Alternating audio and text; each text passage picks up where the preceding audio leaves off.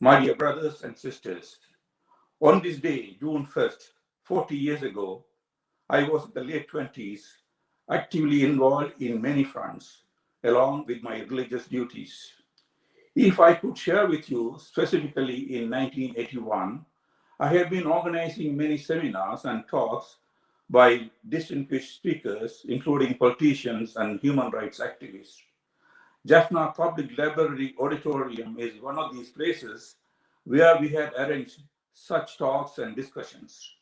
Still, I remember just before burning down the library, Father Paul Gaspers, a Jesuit priest, human rights activist, who is the architect of forming the movement for interracial justice and equality called MERGE, came over to Jaffna and he made a very powerful speech at this auditorium in the library.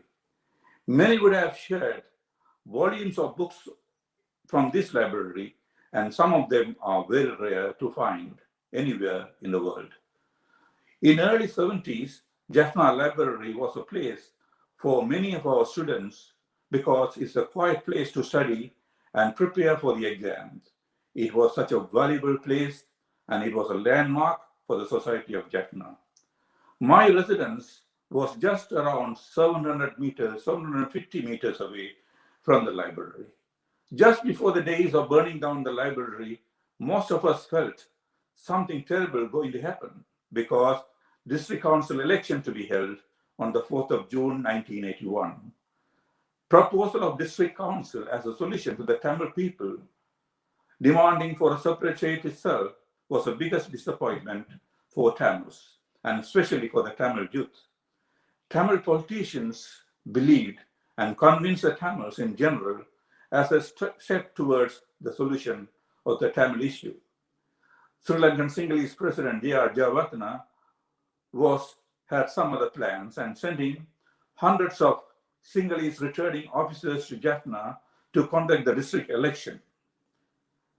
Thuraiappa Stadium was filling up with the military officers and these returning officers. Violence on the public by the police and military was just taking place prior to these days. Just weeks ago, 29 Tamil youth were arrested and imprisoned. To make the story short, on the 31st night around midnight, just 50 meters away, the office of the TULF, which was located on the main street, was set on fire by the people who came in jeeps and trucks. This was after setting the fire on the Jaffna Public Library that night. Then we could see the flames of the library at that time. At the same time, the residence of Jaffna MP Jogeswaran house was set on fire, and Mr. Jogeswaran and wife had to escape through jumping over the parapet wall for their life. We heard that Ilanadu office was burned down, and over 50 to 100 shops in the new market in the Jaffna town were also set on fire. Early morning of June, people movement was reduced to zero. As there were no communication with outside world, no radio, no TV, no internet, reporting these events outside world, and no newspapers were reporting, some of us got together and planned to do something and make these events for the outside world to know. Reverend Father Bastian, who was brutally killed in 1985 by the military, and myself want to document these events in a video camera. Many of us would not believe at that time, I presume there were only 2 or 3 video cameras available in Jaffna. One video camera was in the church institution, the other one owned by one Nitti who was recording wedding events. With the camera we had, Father Bastian and myself hired a hires van and start recording the burned down library and the shops. This is just that morning. I still remember that smoke coming out inside the library. We were able to get inside facing great risks, and we were able to record for about 20 minutes. And then we were looking for MP Jogeswaran, who was in hiding. someone we found his location, I interviewed him in video for 10 minutes in English and Tamil about the ordeal and the experience, which were really frightening.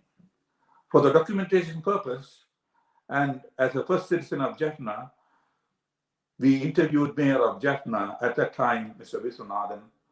I interviewed him in video for another 10 minutes.